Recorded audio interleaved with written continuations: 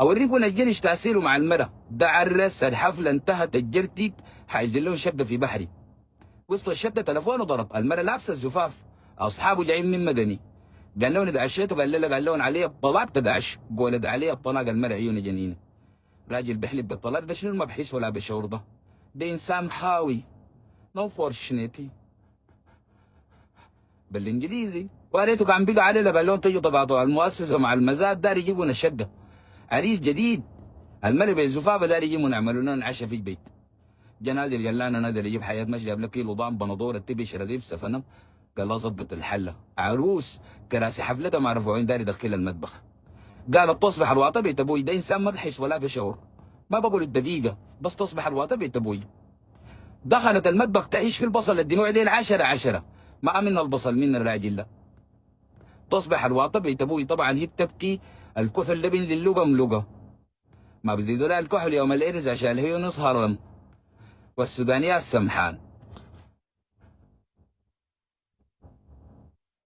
والله قعدوا في لبنان العروس يدخلوها في كوفير ربع ساعه تطلع عروس، لانه اصلك في القطن شعارها كده بعيون الحين زادين بس بيلونوين.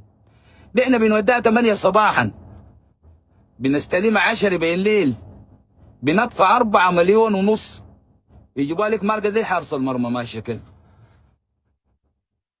بيقول لك انا هبشت اي حاجه، بتخرب اي حاجه، الرموش شادين حوايبين جارين وش مجبص، تقول لها مبروك، تقول لها والرجال بيضحكوا يقول الرجال سمعين.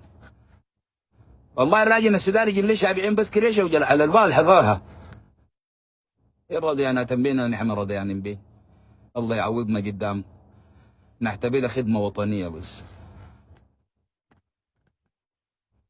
الميم الضيوف جود عشوا، هي زعلانه من الموضوع، دخلت الاوضه قدوها مترين، جل قال زعلانه، خدت لها 10 مليون، قالت لي دي شنو؟ قال لها خلاها معك، قلت لي يعني حق الشنو؟ قال لا والله يكون واضح معك، اصحابي ده شارطوني قالوا لي مرتك لو طبخت يوم عريس بنديك 10 مليون، انت طبختي وانا ادوني ال10 ما داير اشيلها، قالت لي انا ما عملت الا الواجب. شكرا جزيلا، كل سنه وانتم طيبين ان شاء الله، شكرا.